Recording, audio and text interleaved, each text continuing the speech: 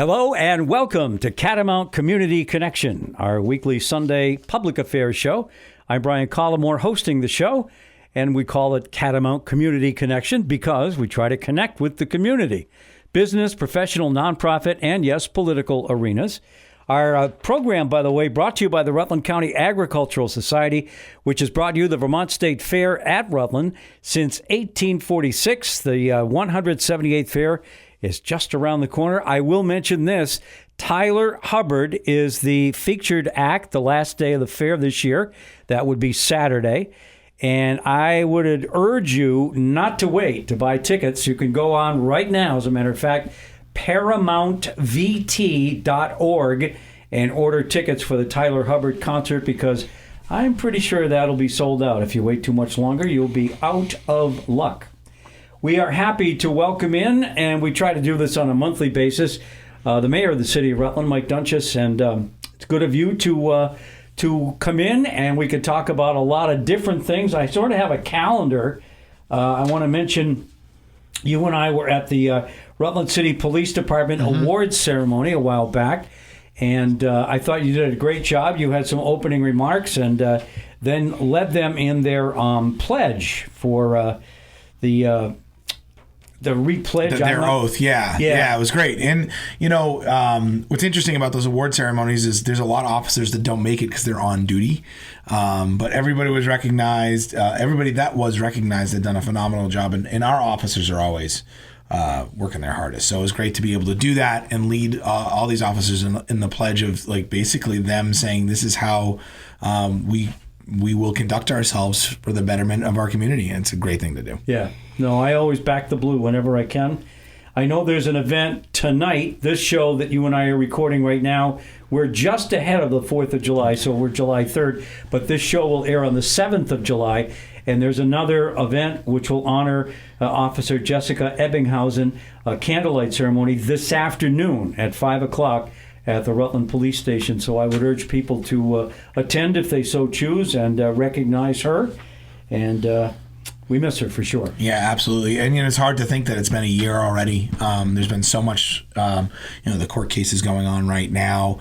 Our officers have dealt with a lot. You know, it's interesting. The loss of Jessica has been hard on the community, but it has been a challenge for those officers that work with her, and to watch how they've conducted themselves over the past year and how they respect that Jessica every day with what they're doing is incredible. Yeah, they are. We're lucky to have them, for sure. Well, there was a story last week in the Rutland Herald regarding our favorite topic, housing. You and I have talked a lot about that. We can get into the legislation as well that I think kind of intersects with housing, the Act 250 reform. But we had a story that said, I'm trying to remember the number, 20 some odd units. Yeah, so that's just one of many developers that are looking in that 20-ish, 10 to 15 space, maybe even 20s, maybe on the higher side. So if you think of development in our community, we're going to have individuals like 1 to 4 units, right? Might be developed or redeveloped. Then you kind of got 4 to 20, maybe 25. That's kind of the mid-range, and then we've got the bigger stuff. So this article was more about the, that medium to large developer, and people have been planning, Brian. We've got people that are business owners here in Rutland. The one that the article talked about specifically, they're business owners here in Rutland that have a piece of property. They've got a plan. Originally, they were going to do 10 units. They see the need. They know what's out there.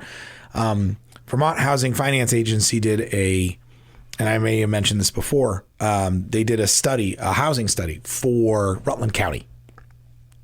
And they said by the 10-year mark from the time that they did it, which it was last year, so by 2033, let's say, there needs to be another 9,000 units of housing in the county.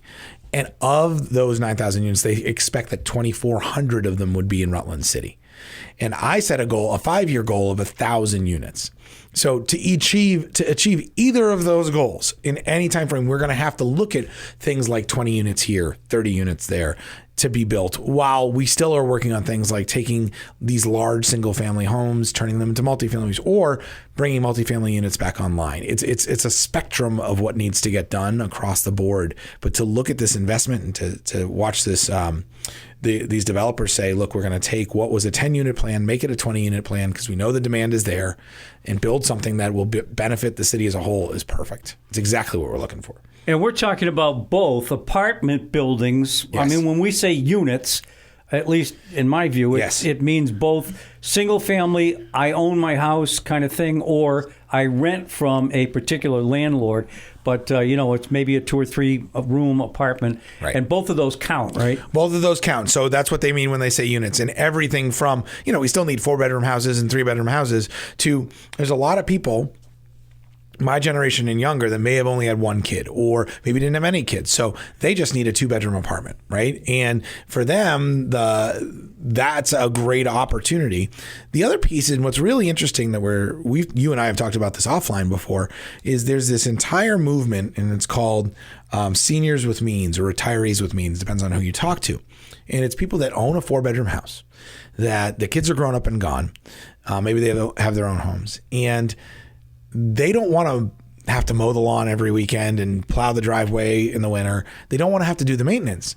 So when we look at the development, like in the downtown area, for example, where we've got apartments, 2-bedroom apartments coming up in downtown at reasonable rates, and we'll talk about the hotel, the Belden Hotel in a little bit here too, and how that ties in. They're going to build apartments in that. That's perfect. There's an elevator. You go up and down. You don't have to worry about anything else. You just live, and everything's in walking distance, right? Everything you need is right there. And you can drive if you want to go a little further out and go do your events. But that frees up a unit. So if you think about it, if somebody sells their 4-bedroom house in town and moves into a 2-bedroom apartment, that 4-bedroom house is now available for a family to come in and buy.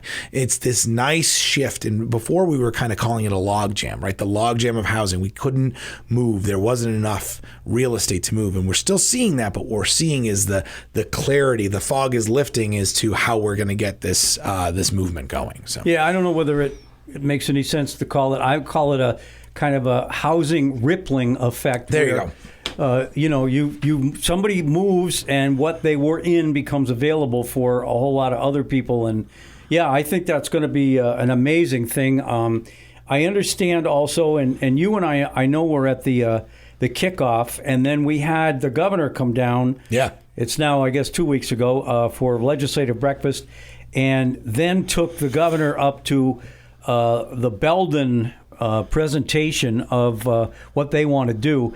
That is incredibly exciting. We could talk about the Killington Village too, but yeah, absolutely. That's even beyond that. But I think the governor was suitably impressed, and I knew you were with me that day, and he got to look at plans that Kent Belden had laid out on the table, and they went over. And of course, Governor Scott is a longtime construction person, so he understands which questions to ask, much so than I did, much more so than I do. But yeah, and that one is, if I remember, I'm not going to remember the exact number, but something like 26. That's the exact number. Okay, well, I did remember. There you go. Nice job. Apartments. Yes. And then also it's a hotel. Yeah. So there's also a certain number of rooms that will be, rented out on a day or weekly or whatever. And I understand there are some large area businesses that really are hoping for the ability to house some of their workers in those new apartment buildings. So we're poised for some growth. Yeah, we are. And we've got the investment starting to roll in. And that's to see those two things happening at the same time. Rutland's been poised for growth for a while. We've always kind of been ready. We've had to do a little bit of work, right? So the past year or so, between myself, the alderman, and then the agencies in town, everything from Cedar to Downtown Partnership, we started putting Rutland Redevelopment Authority is a big one too. Start putting the building blocks in place to reach out to those who want to develop, right? To show them the path. It's not easy, and we'll talk about the bill in a little bit, but it's not easy to develop in Vermont, and it never has been. Actually, Act 250 was designed for the most part to slow down development, right? Yep. So being able to show people the path to develop in the Vermont way, in the Rutland way, and the Beldens have so much experience here. And to see a family that's put so much investment into developing in the community already to double down and do this, the pieces are starting to click together, and it's working. It's working well. In September, to kind of follow up on this, in September, the city, the Redevelopment Authority, the Housing Trust, we all kind of get together and we do this housing meeting, which is something we've been doing for a while to talk about how we're going to develop housing in the city. we've decided to put together a large developer conference. So remember, we talked about those small and medium developers, but in order to reach those goals of 1,000 to 2,000 units, we're going to have to see a couple of apartment buildings with 100 units in them. And usually you see these, like you'll see them in Burlington, right? There's the first floor is kind of retailish. You might have a yoga studio or a flower shop in the first floor. I think there's a couple with wine shops in Burlington. And then 3 or 4 stories of apartments above them. Nice market rate apartments that people can rent. So we need to find developers that can do those, and there are some in Vermont, and there are some in New Hampshire and New York and Massachusetts. So we're going to have a large, we call it large, but 100 units, developers that have had that experience, that have built those things in other areas, have them come to town. We have 8 to 12 sites that we can show them that are ready for development right now. And that seems surprising, but when you look around Rutland, you can find these spots. There's really good opportunities to build those types of buildings, bring them to town, show them these sites, talk about how to develop here, and maybe entice them, use it like a sales pitch. Pitch Rutland to these developers to say, come in this time when interest rates are high and costs of building in Massachusetts and New York are higher than Vermont, come to Vermont, lower your costs, make a little bit more margin, and help us develop. Live where you always wanted to live, too. Exactly right. Yeah, right. Exactly right. So one of the things that complicates the Belden situation, and it may be true for a lot of pieces of land regardless, is the contamination of the soil. We're talking about, ladies and gentlemen, the Pit in downtown Rutland. That's where we hope this, I think, 7-story hotel apartment complex is going to be built. But one of the complications is they can't start doing anything until they take care of what's already there in terms of the land. Some of it was a little bit more, I'm not sure what the chemical was, but it involves more than just sort of dirty oil kind of stuff. And that has to get trucked to Michigan, as we understand. Yeah. And then what's left, the sort of easier remediation, goes over to New Hampshire. So until they get that done, they really can't start building anything. And then I guess they pour a slab of concrete over that dirt, which will prevent any sort of leakage, I guess. It's so not to confuse the terms, but there's something called the corrective action plan. We call it a CAP. So there's the cap, and then there's also capping the earth. Okay. But in this case, we're going to have to end up doing, or they're going to have to end up doing both. The dry cleaner that was there left some chemicals behind when it burnt down. The hotel, not as much, but the materials that built the hotel, when those things melt and get into the ground, that's not great. So they're going to have to clean up. They're going to remove tons of dirt. But while they're digging down, they can build the foundation. They can cap the earth. And what that cap does is that prevents moisture and water from getting in and then leaching the rest of the stuff in the groundwater. There shouldn't be much left when they're done in all reality. But getting down, that corrective action plan talks about digging down, removing the earth, putting in the foundation, getting the cap, and that will be all well and good when it's done. So nice and secure. But those costs, you're right, they went up 10 times what they were in 2013. Yep. And the real cost is, it's not necessarily the work, it's the disposal of the contaminated soils is the biggest piece of that puzzle. So yeah, it was, I think, about $500,000 when this first sort of was beginning to be talked about, and now it's almost $5 million. Yeah. So yeah, you're right. But anyway, we get that done hopefully, and then they start to build up, and it has such a, and forgive me, I'm using rippling a lot, but it has such a rippling effect on everything else. I understand, although I haven't talked to Eric at the Paramount, but there have been times, I know in the past, when a particular act wanted to come to the Paramount, but needed to stay here overnight for a couple, 3 days. Yeah. And there just wasn't any place to do that. Yeah. This hotel, which is going to be built right across the street from the Paramount, will allow that to happen. Yeah, it allows their acts to stay, and it also allows people that want to come see the show to stay. Yeah. One of the things Paramount does, and they pride themselves on, is they draw a lot of people to the city. They bring a lot of people here. People come eat dinner and then they go to the show, and they're not necessarily Rutland residents or Rutland County residents. So to have a place where people can stay and participate is going to be great. Now, on the city side of all this, Brian, so you talk about how this is going to impact other things. The Paramount just got $1 million more towards their project. They've been doing a capital campaign. They have renovations. They're going to do a conference center over there. It's awesome. So these things are going to tie together. So if you look at Center Street right now, it needs a little bit of work. And we've been talking about repairing Center Street and changing and fixing Center Street for 30 years. I mean, in the 70s, there's documents talking about redesigning Center Street. So to make the Paramounts project and to make the hotels project successful, those streetscapes are going to be part of it.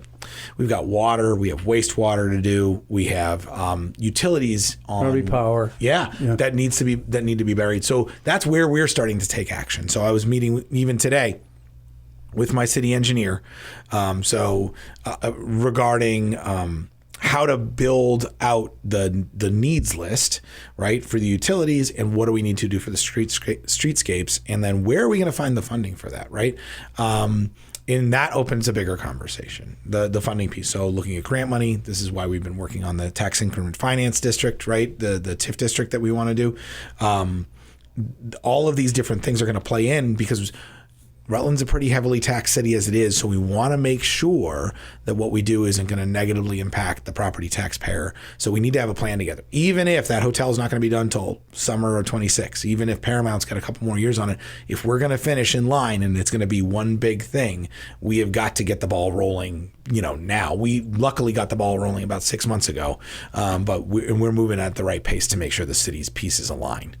One of the other things I heard that day, and this one I know I won't remember the right number, the rooms and meals tax and that whole thing that the hotel will generate will certainly help the city with the tax issue, right? Yeah, absolutely. So there's a couple different pieces. The sales tax. So all the materials that they buy to build the hotel, there is a program the city can benefit from that the developer will sign up for, which would mean that, if they spend, say, $10 million on materials, we'll get the sales tax from that. The state can send that to the city, and then the city can use that to bolster the things that need in the area: water connections, wastewater connections, streets stuff.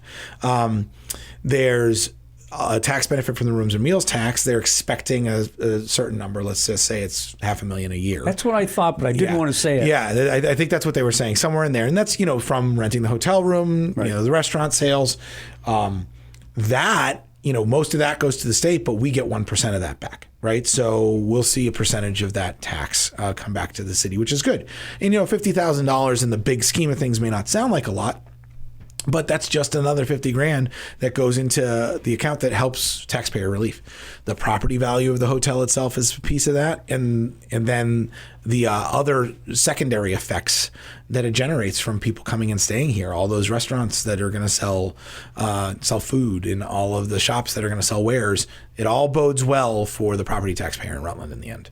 One of the things, and I think it was Lyle Jepson, the executive director of CEDAR, which is the Chamber in Economic Development of the Rutland region, that Lyle mentioned, and I hadn't thought about this, but was that the hotel will be, I think he said, 900 feet away from the train station. That's right. So somebody could come up from New Jersey, New York, Connecticut, wherever, hop on the train, get to the train station in Rutland with their skis or whatever they want to do if it's the summer, their mountain bike, and then take the bus up the hill to Killington. And, it really, if you start to, as you say, put the pieces of all of this together, it really means a lot. It does. And Killington expects that level of integration. So I remember being, a teenager here and people staying in Rutland and going skiing at Killington. That's actually part of the reason we have so many hotels and motels in town now, is because when Killington and Pico in the 70s and 80s, they had a lot of activity. They didn't have as much going on from their housing up there for people. Now they've captured that, but they've grown so much, Brian, that even with the village they want to build, they still want more people to come to the mountain. Rutland's an instrumental part of that. And we talk about this constantly with them. So I don't know if you've talked about this on the show, but a couple of weeks ago, they announced $25 million in federal grant funding for the Killington Road. Yep. If you're in Killington, okay, you don't use that access road, right? Once you're there, you're staying on the mountain, you're going up and down. That's going to be a huge advantage to people getting up and down the mountain from our city as well, is this ability to get up there easier and have it be a safer route every time they want to go skiing. And they can stay in Rutland, where it's going to be a little bit less expensive, but with a lot more services directly accessible. So it's an exciting partnership with our neighbors. Yeah, for those that haven't been by on Route 4, what we call the access road or the Killington access road, major reconstruction of that, so that the steeper pitch of that road, which goes up the mountain, it's not so much a big deal going up. Yes, they're coming back down. But in the winter, especially coming down, you can easily slide right into Route 4. So they basically have almost leveled it to the point where it's like a flat. I mean, it's not. There's still an incline, but it's a lot different than it was. And I think Markowski's is doing that, excavating the work there.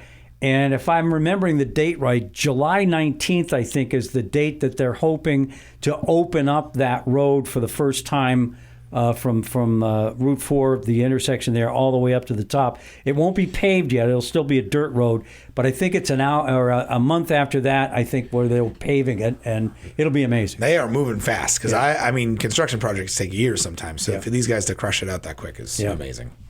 Okay, we do want to talk about the bill, which I think, in my view, had mixed good things and bad things with it. H887. No, that's not the one I want to talk about. 687. 687. And we will do that, but we need to take a break first. We're talking with Rutland City Mayor Mike Doenges here on Catamount Community Connection, and we will be right back.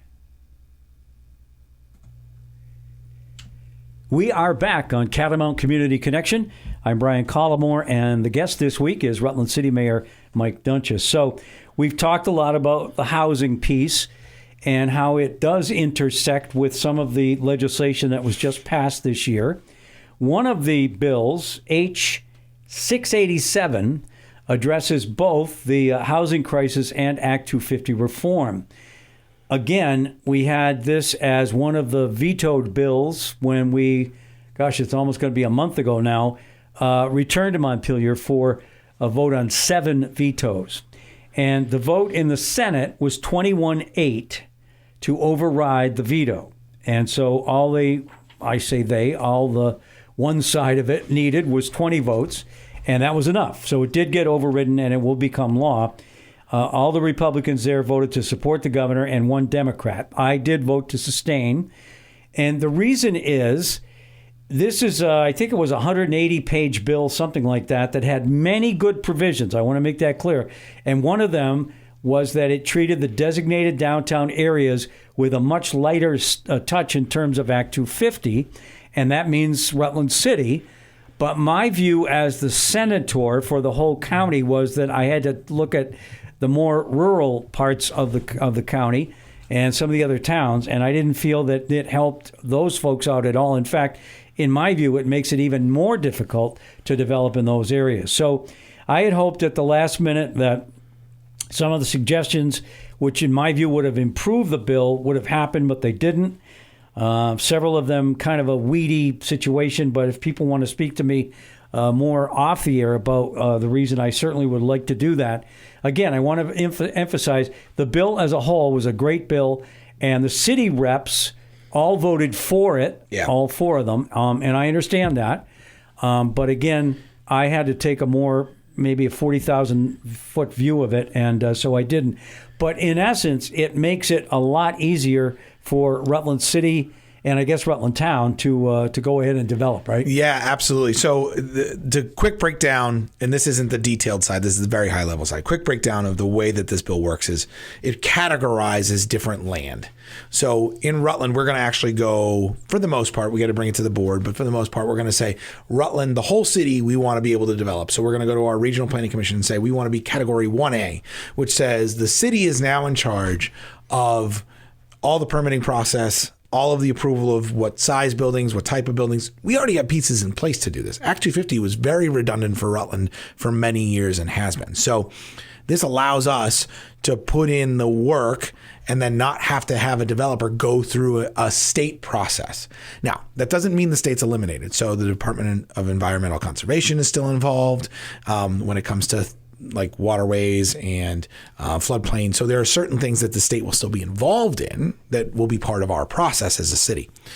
The rural piece, right? That's where the category 3 comes in. This is where the more rural communities have more responsibility. But we had to advocate for the city. If you look at the responsibility that's being placed on, say, Mendon or Chittenden or Poultney, for example, it's not too heavy, but it is more work than they've had to do in the past. And luckily, we've got the regional planning commissions to help them out.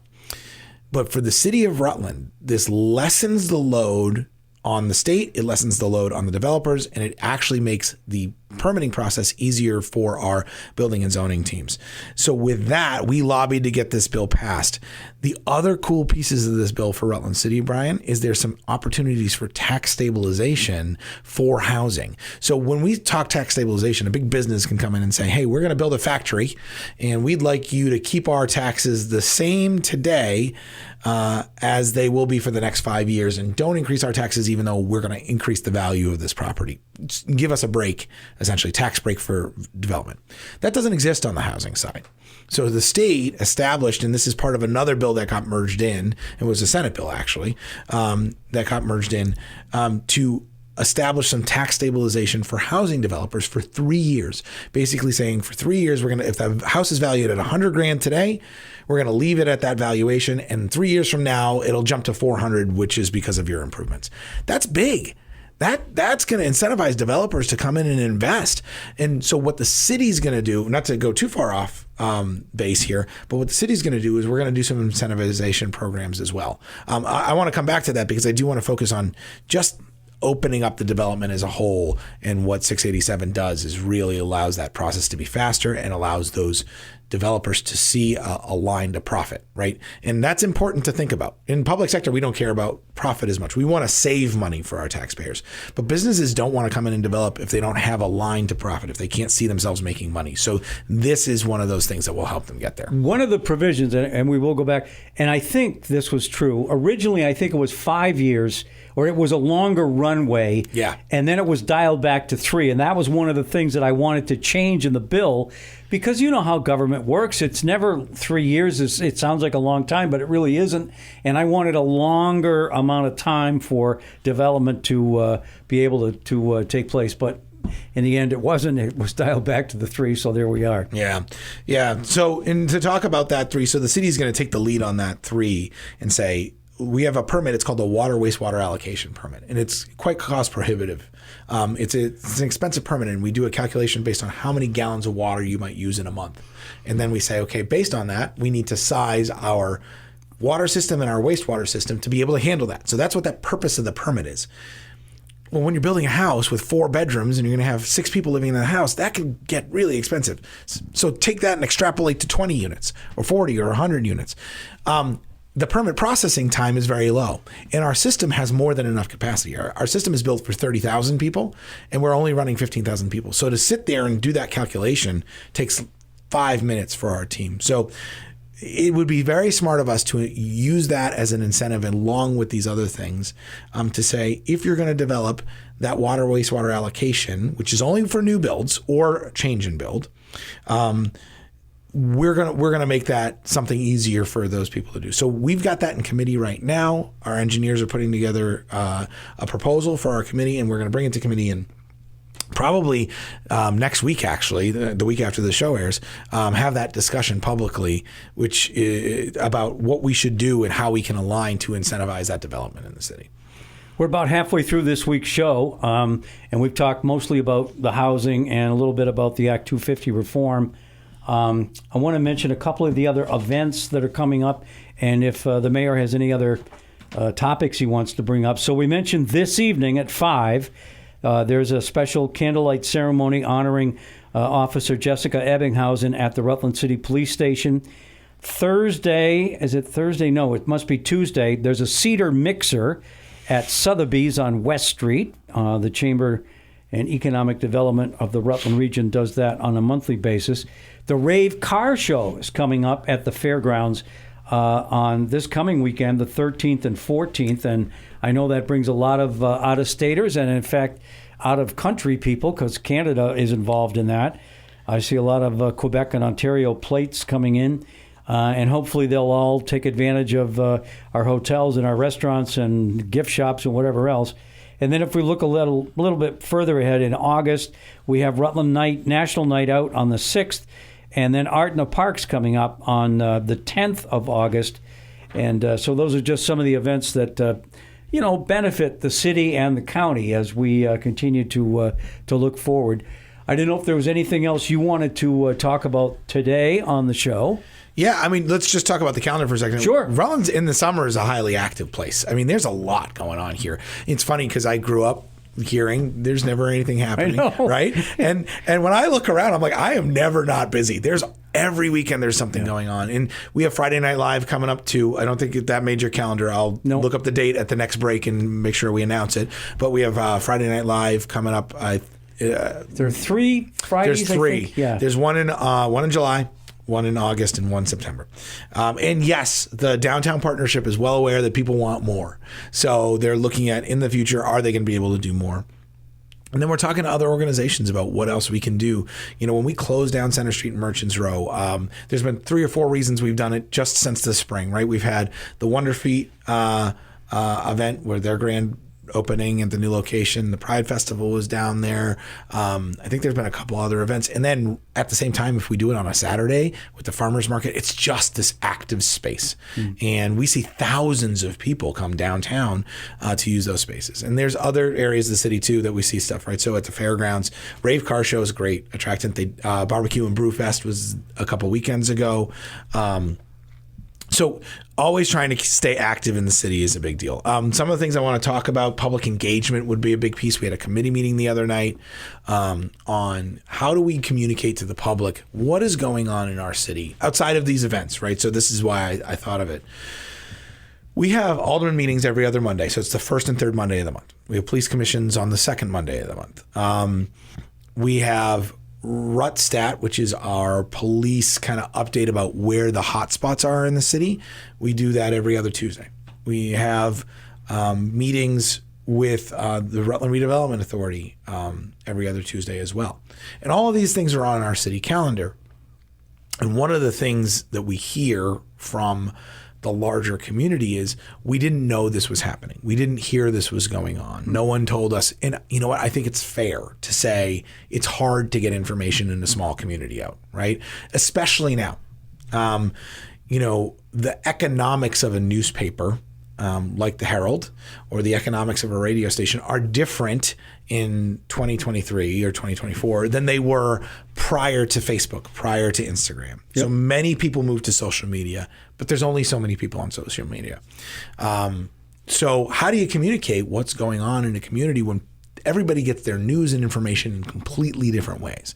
So we had this discussion, and it's been a good one. And what we're finding is that the city and what we're required to do, so the city is required to notice their meetings, we're required to put it online, we're required on our city calendar, we're required to post them, may not be enough for people to actually get that information. So we're trying to figure out new ways to do it. Me coming on this show every month has been great. I think people listen to the show. I get feedback all the time. I get questions from the conversations that we have, which is fantastic. So we're trying to figure that out. But I think one of the things that's the most important for those who are listening is if you are not subscribed to the Rutland City Calendar, go to our website, click on the button. You can subscribe in 10 seconds. Subscribing means that the Rutland City Calendar shows up in your personal calendar and you can see everything we've got going on, because government really is about the people. And it's very interesting when we go to committee meetings, the committee meeting about messaging didn't have anybody from the public in the committee meeting about how do we message the public. And we want that feedback. It's very interesting, Brian. I can make a decision in a vacuum all day long. That's easy. I want to make a decision with the public's feedback. So does the board. So the more feedback we can get from people, the better it is. And I think I wanted to take a minute and talk about it today just because of how important these decisions are and how important that feedback is to those decisions. Yeah. I bet there's one thing nobody brought up. Low-flying airplanes with the banner strung out behind. No, they could certainly do that. The other piece is the cost. Like, how much do our taxpayers want us to spend on doing that? So, yeah, that's for sure. That's a fair argument. One of the other things that and I had Lyle Jepson and Crispin White on last week, we talked about was the Whoopee Festival, which I didn't mention. I'm pretty sure that's in September, but now I don't see it on my calendar, so I got to look that up too. But I know they're going to have a 900-pound pie this year, and they're going to block off both Center Street and Merchants Row again and invite people to come down and eat part of the pie.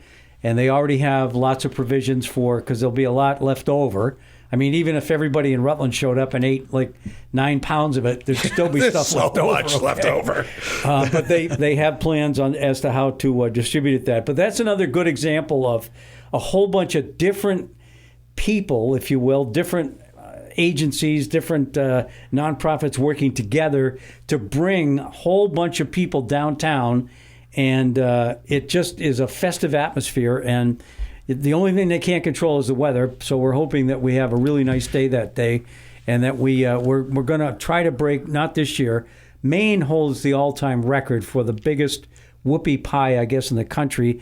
And it's slightly over, I think it's 1,100 and some odd pounds. So we've got some work to do. Yeah, we do. But that I just wanted to mention that because to me that was I don't know who came up with the idea, but it's a great idea, and I think it'll be around for a while. I think it was somebody that most people know well. I think Steve Costello originally came up with the idea of bringing the Whoopie Pie Festival here. Well, it doesn't surprise me. Yeah. So speaking of which, Gift of Life Marathon, are we past it of the airing of this show? Because I know the Pete Giancola one was running soon. I don't know if it's on your calendar. It isn't. We'll look this up. We'll give them all these dates after we break again. Well, today, as we are airing this, is the 7th of July, so I don't think it's happened yet. Okay. It seems like it's later this month, but it could even be next month, and there's probably a way to take a look at that down the road here and give that some publicity, because that is an important thing as well. It's one that in the fall and the winter seems to get a lot of publicity. The radio station generally is involved with that quite a bit. But summertime is a huge need for blood supply, so we ought to at least mention that for sure.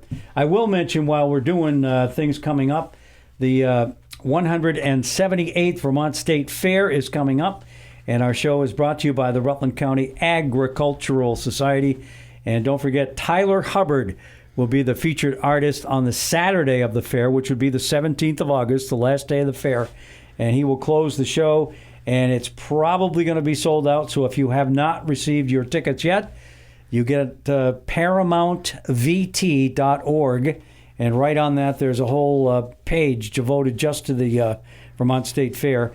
And there's a whole bunch of other stuff going on, obviously, during that week of the fair, too. But I wanted to mention the Tyler Hubbard concert because a lot of people are asking, how do I get tickets for that?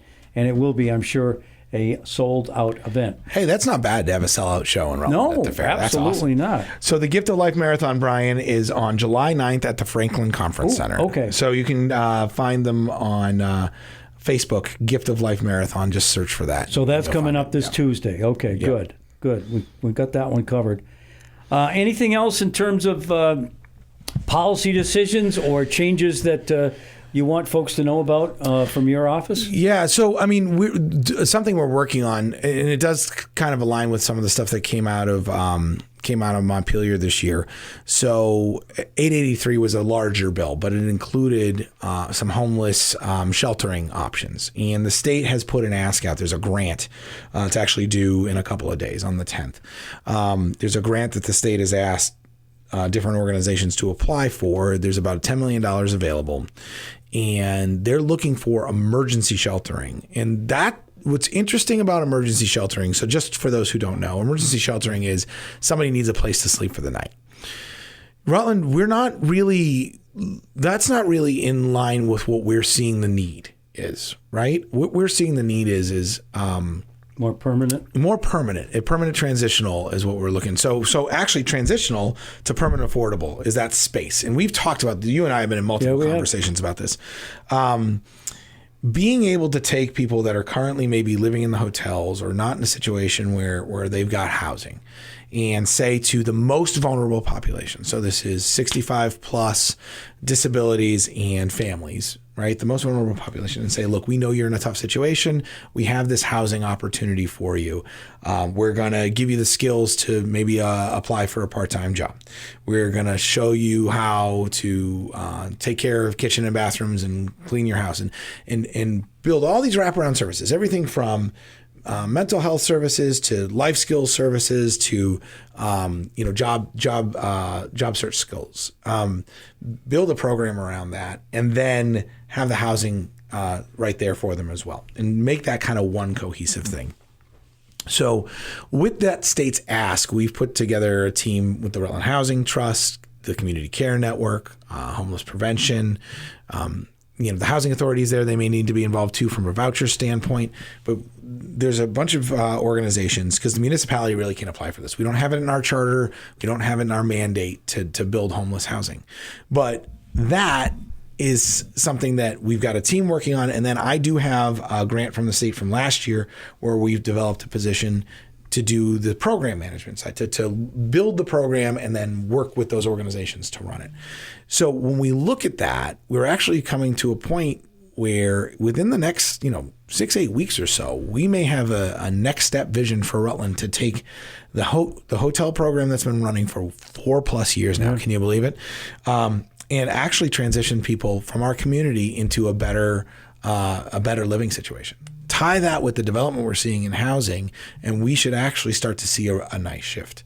The other thing in conjunction with that I think people need to know is the state has clearly said that the hotel burden in Rutland has been heavy. A lot of the reason that people have been housed in Rutland hotels is because Rutland hotel owners had the availability and the willingness to take those vouchers. That is a direct correlation. The Department of Children and Families, which runs the Office of Economic Opportunity, which is essentially the group that provides these vouchers. I might have that office wrong. There's two. There's the OEO, which funds some of the programs, and there's another one that funds the vouchers. So, but those offices fall under DCF for the most part, or AHS, which is Agency of Human Services. Those agencies have said we need to right size the number of rooms that are being used in Rutland. And we've been very, very strong on this. We understand that it's different than before. So before COVID, there were about 50 households that would use the voucher program in the worst of time. In the coldest day of winter, 50 households would be leveraging this program. Today, we see upwards of 430 households. So when we look at right sizing post-COVID, what does that mean? Does that mean 100 households, 200 households? Well, the state is willing to start and looking more at that 200 number. We think that it should be a little bit more balanced than that, but that is heading in the right direction. And doing this, this program that we're going to apply for some of those funds. The rest of the state, we're hopefully going to see apply for some of those funds as well to try to balance out the unhoused population and get people back, really, Brian, get people back to where their core resources are. I just heard one story last week about a woman whose living situation had ended. She was living with a relative. The relative had passed away. She wasn't allowed to stay in the place anymore. So she had to find a living situation. This is in Bennington. There wasn't anything available for her at that time, and there were no hotel rooms available. So she ended up moving to a hotel in Rutland. She's ripped away from all of her family, all of her friends, all of the resources that she has access to in the city that she's lived in for most of her life. So that's not an uncommon story for a lot of the people that are in the hotels right now. They aren't near their resources. So the state is going to be working to get them back towards their resources, and we're going to be able to support more of the resources in Rutland as we can do that, because there'll be less of a burden on the system. One of the more difficult questions I get asked, and I don't have a pat answer for it, and you're right, at one point 50 seemed to be, it could have been 53 one year, 47 right. Another year, whatever, but it was around 50 households. And I guess COVID was the culprit here, because it all seemed to stem out of that. But the question I get asked all the time is, where did these people come from? Were they always here and they just have fallen on bad times, or have they relocated because the rumor or the street talk is that it's a pretty easy place for folks to come and get taken care of? And then the second part of that, and you just hit on it, is I don't think most people want to be this accepting of it being a permanent situation for people. In other words, you just move up here and we're just going to keep taking care of you ad infinitum. There has to be an exit ramp somewhere on that, because the hotel motel voucher program, in my view, just doesn't work. It can't keep going the way it is. It's not sustainable. Well, and so let's work backwards for a second. So if you even talk to the people are living in the hotels, they don't think it's sustainable either. They can't cook their own meals. Right now, they do get a lot of free meals from Meals on Wheels and organizations like that, which is good, especially if they need it. But there's no kitchens in these hotels. There's no way for them to cook. They can't do their laundry. Like, it's not a livable situation. Let's go all the way back to the beginning of your question. So where did this come from in the first place? Pre-COVID, 50, all of a sudden we have thousands, right, throughout the state.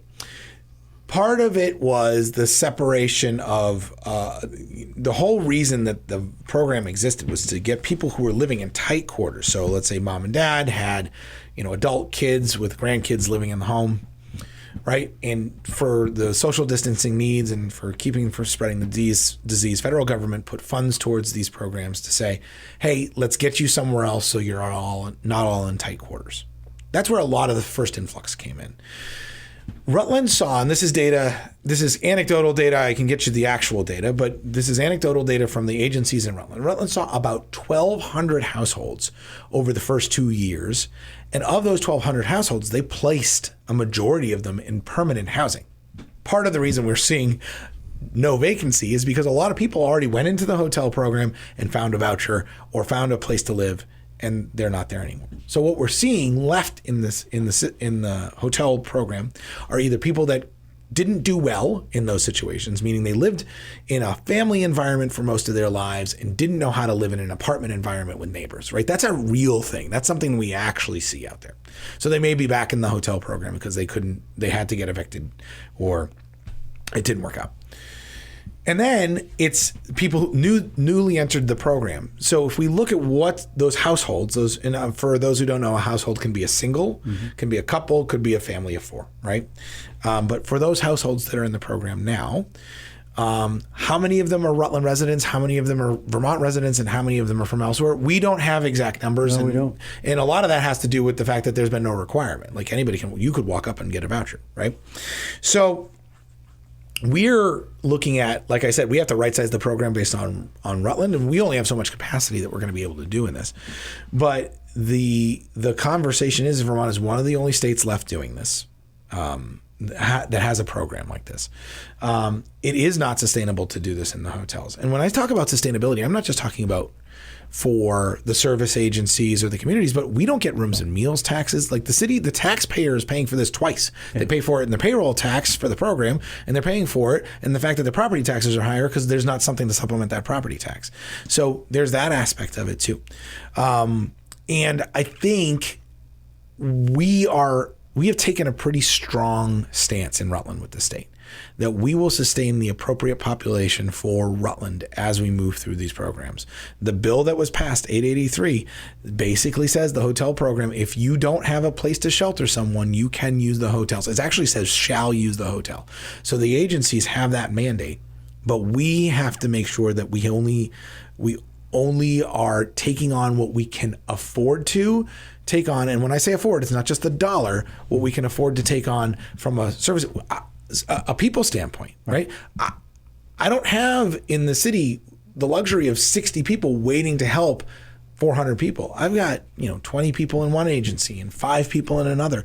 And Brock does everything they can, and community care does everything they can, and homeless prevention does everything they can, but they are maxed out. So we have to make sure we can appropriately address the appropriate size population of the unhoused. We're talking to Rutland City Mayor Mike Doenges here on Catamount Community Connection. We need to take our second break, and we will right now, and we're coming right back.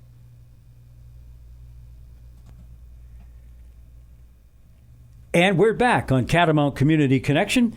We're talking to Rutland City Mayor Mike Doenges. I'm Brian Collamore, and don't forget our show brought to you by the Rutland County Agricultural Society. And the fair is coming August 13th through 17th. That sounds like it's a long ways away. It's like a month away. And don't forget the Tyler Hubbard concert will be the last act on Saturday night at the fair, August 17th. Get your tickets now. Don't get in a situation where when you call and they say, I'm sorry, we're sold out.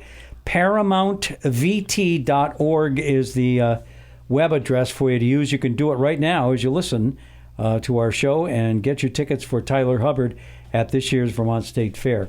So we did mention one of the other events that we look forward to in the summer in Rutland is Friday night. I've always said I wanted to say Friday Night Lights, but it's Friday Night Live. It's a good TV show. And we have the 3 dates because we promised we'd look them up, right? Yes, we did. So Captain Mike and the Shipwreck are playing on the first night, and that's July 26th. And that's, from what I understand, that's kind of like a Jimmy Buffett style band, which is cool. And then Zach Nugent's Dead Set, which is obviously Grateful Dead-esque. They are playing on the 16th of August. And then Foreigner's Journey is playing on the 6th of September. So three Friday nights. I mean, if you don't come for the music, come for the outdoor food and the good time. And it's great. It's an awesome social event. You always run into somebody you know. It's such a great turnout. So we love having that. And I know you mentioned the Downtown Partnership is well aware that there is a demand for more Friday nights. But and at one time, I think it was almost like every Friday. If I'm remembering, it was every other Friday for a couple of summers. Okay, yeah. And I'm sure there are reasons why you can't do it every other Friday. No, and actually, you should check out the rec department's website too. We've got our Wednesday night shows at the park and the city band on Sunday nights. So that's something that I go to on occasion, and I used to go to it all the time, but now there's always something going on. But the city band park shows are going well. Actually, that transitions well into the park. I don't know if we've mentioned this yet. No, we haven't, and I want to mention it. Yeah, so Main Street Park, the gazebo's been closed for a couple of years. Structurally, it's not sound. So we put out a request for proposal. We had set aside some of the ARPA money that we were given by the state through the federal government to work on this, and the proposals all came back twice as much as we thought they would, because that's just the state of the state today, right? So we took those proposals and we broke them down into phases, right? And we said, look, maybe if we can do this in chunks, we can get something done. And it turns out that the first phase one, which is redoing the gazebo, regrading the land around it to make access to the gazebo more ADA accessible, and a couple of other key components. All of that can fit within the budget that we had, which is great. So we still have a phase 2 and a phase 3, adding some bathrooms, changing the parking, getting some additional lighting, things like that. That's in phase 2 and phase 3. But phase 1, it looks like we're going to be able to do. So we're going to start that project relatively soon. You mentioned Art in the Park. We're hoping that at least the major construction will be done by the second Art in the Park later on in the fall. But the idea basically being that when we go to break ground, we'll do a big announcement and we'll talk about it. But that is going to get underway relatively soon. And we're excited about that because it'd be nice to have the acts back in the gazebo and us sitting back on the lawn, and not having to do this funky, you all have to sit around one half of the building because that's where the band is, sound system type of thing. So it'll be good. And then I'd love to see that actually kind of spur into large crowds coming back to both the Sunday night and the Wednesday night shows, which will be great. Ray Mooney has a really cool Facebook page. You must be from Rutland if you might be from Rutland. Yeah. And he, over the last couple of weeks, actually had some great pictures of what that gazebo looked like 50 years ago and whatever. And it's amazing the transformation that took place at some point. I can remember when I first came to town, there was a building right at the corner. I want to say it was the Chamber building, but maybe it wasn't. More like an information booth, and people would be able to stop. That's right. That's and right. Get directions. That was the Chamber building, and it was an information booth. And I can remember being there and they would always staff it on those Wednesday night shows. I don't think they did the Sunday night city band ones, but they'd always have somebody in there. And I remember Tom Donahue, who was running the Chamber at the time, being in that booth and having conversations with people, which is great. Good memory, Brian. Well, there's some cells up there still working, I guess. So we have about 4 minutes left, and I don't know if we've covered everything we want to this year or this week. We try to get you in every month because there's something always changing, always going on, and if there's anything else you want to talk about, for sure, we got a few minutes left. I think just that we always connect on this stuff. It passed in this case July 1st. It would have started, but so we're about a week out. But there were 2 public safety bills that we worked really hard on here in Rutland. Like I don't just mean like me and the city, but you and Tom Burdett and Will Knott. Two of the things that seem to really resonate with the public safety challenges that we've been dealing with over the past year are retail theft and theft from vehicle, right? And I'm specific about those terms. So there was a retail theft bill that passed that basically says we can combine multiple retail thefts in a row into one charge. And what that does is actually, not only does it say we can, it says we must. So the judges must look at retail thefts over a period of time and combine them as one charge. This is not an uncommon thing. New York has already done this. And the reasoning for that is when you look at one theft, it might be 600, and the next theft might be 800, and the next theft might be 400. Well, combined, that's a felony, right? Now we're to a point where there are other provisions in our law that let us address this real habitual issue or this problem issue. Part of what I advocated for is a lot of, in Rutland specifically, and I don't know about other communities, but retail theft in Rutland is directly tied to known substance use. Mm-hmm. So, my advocation is for, hey, if there's going to be a case that we tie, some sort of rehab, and rehab might not even be the right word, but some sort of intervention around the substance use, and maybe we can help there. That's the first one. The second one is theft of vehicle. It's a vehicle theft bill, but in the bill for vehicle theft, it includes thefts from vehicle. And Burlington has a big problem, or Chittenden County, I guess, has a big problem with vehicle theft. They have like 400 vehicles stolen a month. The numbers are crazy. Down here, we're looking somewhere between 3 to 4 vehicles a month on a bad month. And most of the time it's, oh, my friend borrowed it and forgot to tow me. Like that's, when we look at these reports, that's what it resolves out to. But what we have in both communities that was very common is theft from vehicle. When people are in your vehicle and they're mulling around and they're looking for change or looking for your laptop or money, if our police find them in the vehicle, there's nothing illegal about that. That's even right. If it's on your property. Okay. This new bill basically says if you're in the vehicle, you're essentially officially trespassing and they can charge you with something. And that's a big deal because people were talking about everything from putting no trespassing stickers on their cars to putting no trespassing stickers on their or signs on their lawn, even though they didn't want to, just to keep people out of their cars. So we worked really hard. We had the session in November that you emceed for us, which was great, and I really appreciate that. We did a follow-up one in December. Those actually, public engagement, I'll circle back to what we talked about earlier, public engagement works. Everybody stepped up, put in their 2 cents, put in their effort, and we ended up getting something done. And yeah, maybe it's not perfect, but it's better than what we had, and it's a step in the right direction. So, okay, we've come to the end of another Catamount Community Connection. Michael, thank you very much for being on with us. We'll catch up with you, I'm sure, very quickly. Hopefully see you in a month. Thanks, right. Brian. And we'll see all of you next week here on Catamount Community Connection.